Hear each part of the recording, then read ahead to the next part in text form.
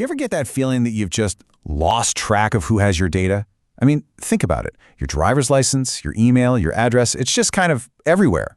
Well, in this explainer, we're going to dig into a groundbreaking concept that puts you right back in the driver's seat of your online life. It's called Decentralized Identifiers, or DIDs. Let's dive in. Okay, so let's just be real for a second. Who's really in charge of your digital identity? I mean, is it you? Or is it, a handful of giant companies and government agencies that are holding all the keys? See, the real power isn't just about having an identity, it's about having the ultimate authority to prove it's you. And right now, that power, it's not in our hands. So, how do we flip the script on that? How do we actually take that power back? Well, the answer is this incredibly powerful, yet surprisingly simple, new idea called a decentralized identifier. Let's break down what that actually means. I want you to imagine a digital passport that you own, you control, and you actually issue to yourself. That right there is a DID. It's a total game changer.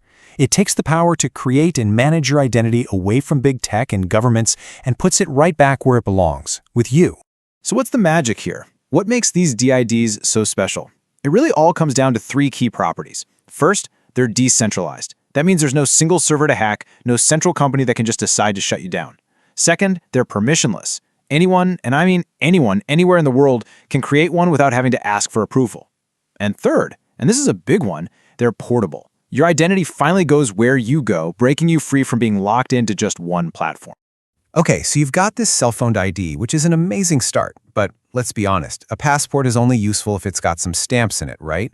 So how do you actually use this thing to prove who you are in the real world? Well, that's where on-chain credentials come into play. Let's take a look at how they work. So how do these credentials work? Think of them like super secure digital stamps of approval that get attached to your DID. A university could issue one to prove you graduated. A government agency could issue one to verify your age. A bank could issue one for your financial history. Each one is a verifiable fact about you, cryptographically locked to your identity. And look, this isn't some far-off, futuristic theory. This is happening right now. We're talking about real-world applications. Imagine a bank issuing a digital credential for your KYC check, or your city for your proof of address, maybe your employer for a professional certification, or even a DAO for your role in the community. The possibilities here are, well, they're pretty much endless. This all sounds pretty amazing, I know. But you're probably wondering, hang on a second. How does this actually work without me having to splash all my personal info all over the internet? And that is a fantastic question. Let's find out. This is where things get really, really exciting. We are literally moving from a world of data sharing to a world of data proving. The old way is just a nightmare. You're emailing copies of your passport, you're uploading utility bills, and you completely lose control. The new way? It's totally different. You never ever reveal the raw data. Instead, you use something called a cryptographic signature. Think of it as a unique, unforgeable digital seal to simply prove a fact is true. It's really an elegantly simple three-step process. First, you prove you own the credential using your private key. That's the secret code that only you have access to. Second, you share only what is absolutely necessary. So instead of showing your entire driver's license just to buy a drink, you just share the answer, yes, to the question, are you over 21? And third, you retain complete control. Your data never leaves your possession. It's that simple, and it's that secure. Now, this isn't just a cool idea for crypto enthusiasts and privacy advocates. No way. Big institutions, we're talking banks, governments, major corporations, they are taking notice, and for some very, very good reasons. Let's look at why they're so interested in this technology. The numbers don't lie. For these large organizations, the business case is a total slam dunk. DIDs can slash compliance costs by automating verification. They can pretty much eliminate document fraud and forgery. And maybe most importantly, they remove the massive financial and reputational risk of storing these huge honeypots of sensitive customer data that are just waiting for a breach. For a major bank, this isn't just an improvement, it's a revolution in risk management. So here's the bottom line.